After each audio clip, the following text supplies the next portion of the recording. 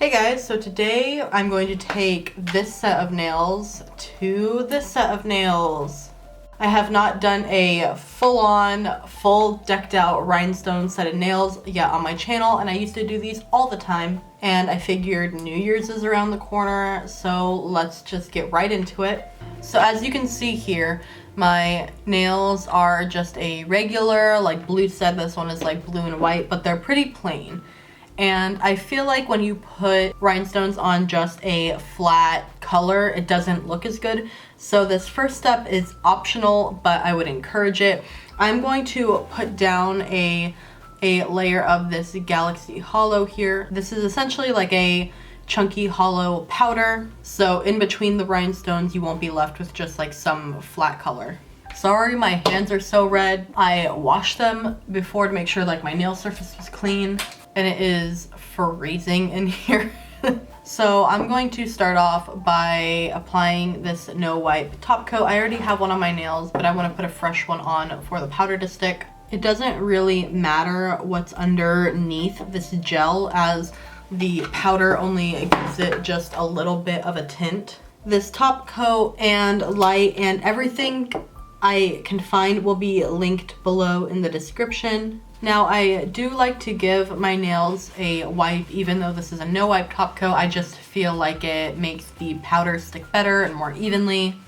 To put on the powder, I like these little sponges. They cover the nail really easily, and I just find them a lot better and quicker. And then just rub it on. You still get a little bit of the blue underneath, but not a ton. So there are those. Then I'm just going to top coat that once again. As you can see, this one has a little bit of like white mixed in, but you can't really tell the difference, so it doesn't really matter. So next you're going to need to bring out your tub of rhinestones. Okay, this is my tub of rhinestones. It has a bunch of different varieties, of course.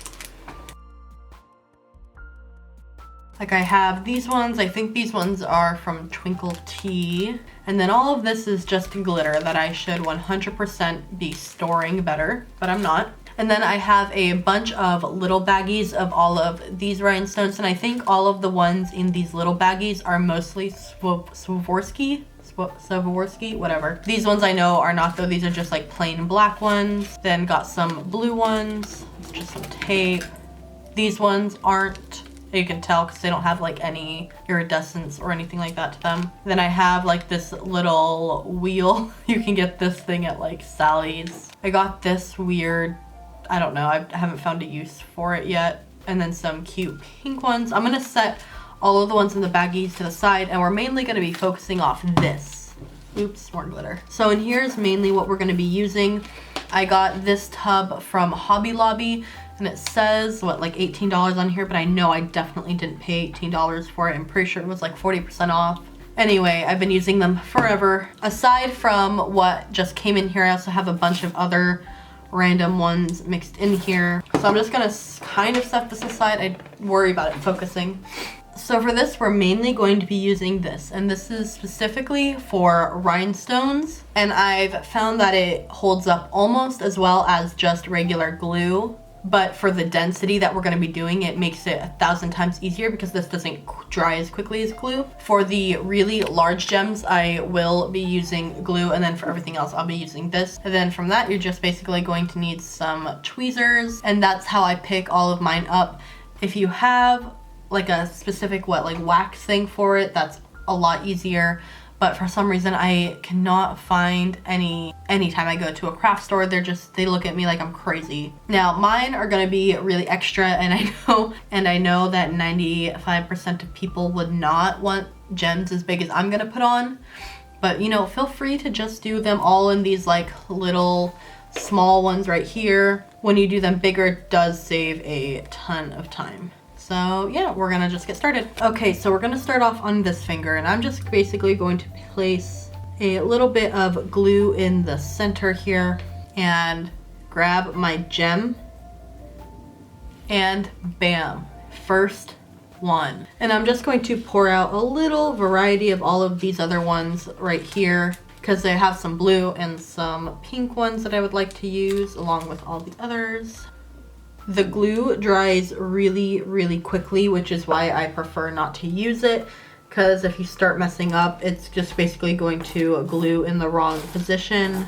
So now I'm going to use the rhinestone one around it. And this dries quickly, but not too quickly, to where you still have time to put multiple gems on. So I have this one over here.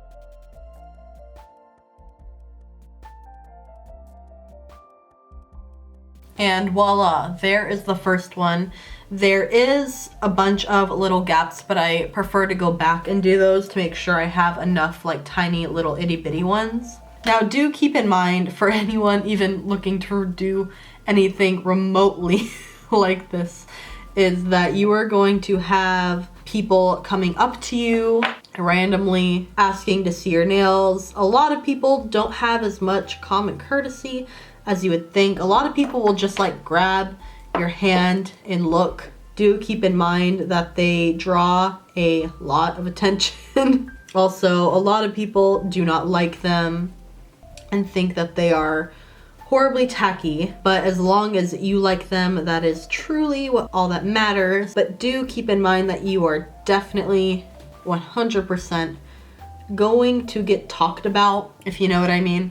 And this does take quite a bit of time. I guess some people can probably find it relaxing. It's worth it to me just to have my nails be that much extra. I think I stopped doing these nails when I started doing tutorials, just because already my nails would take me, you know, like 4 hours at minimum to film a nail tutorial. And at that point, I wasn't really wanting to spend an extra, you know, 2 to 3 hours just bedazzling them.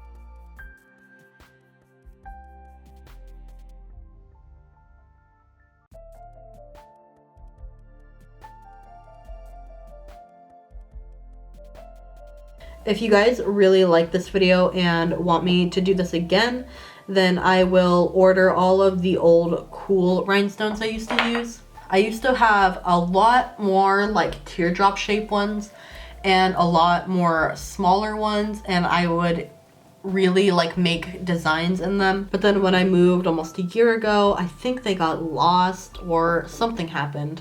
Now with rhinestone nails in general, you do have to be careful about your hair. These will catch in it if you're not really careful. Just be mindful, don't be running your hands through your hair every second, but it won't just like catch it out of the blue. Really, like mainly like when you wash it is when you want to be careful. You don't want to get it stuck. Okay, for the most part, here they are. I can already feel all of the comments hating these, but it's okay because I like them. I think they're fun. And if you hate them, then I think you need to live a little, lighten up, you know? Now, this rhinestone stuff does take a while to dry, but luckily this hand should be entirely dry by the time we have this hand done, and just make sure not to smack this hand too hard on anything during that process and you'll be okay. To be honest, when you guys see me just picking up a rhinestone like this, like without pinching it, I'm just licking it because that works. Licking the edge of the tweezers. I mean, you guys know what I mean. I do remember one time I didn't have any tweezers. I had like nothing to use with rhinestones, like literally no materials. And I Googled it and someone said that you can also use pasta, like wet pasta, to pick it up. So, you know, that might be something to keep in mind. I really wish I had more to talk about here, but there is truly not much more I can say than you know, glue, rhinestone, tweezers, put on, you know? Now, I don't know if everyone here has seen it, but these are the same rhinestones that I did use in my full face of rhinestone video. You know, just saying. These are the quote, I can't even say, these are the famous rhinestones. Literally, I think I've shown like the rhinestone like jar to like 2 people, and the first thing they said to me, like, are these the rhinestones? And I'm like, yeah, they're the rhinestones.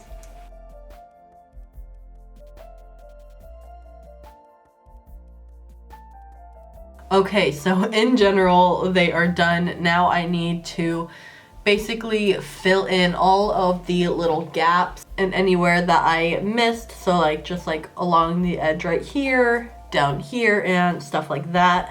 Okay, so now I'm just filling in all the gaps. Like I'll fill in right here. And this little ridge right here is going to be what's catching on your hair. You can kind of prevent it catching on your hair if you don't have any super big gems and you make sure they're all like perfectly at an angle.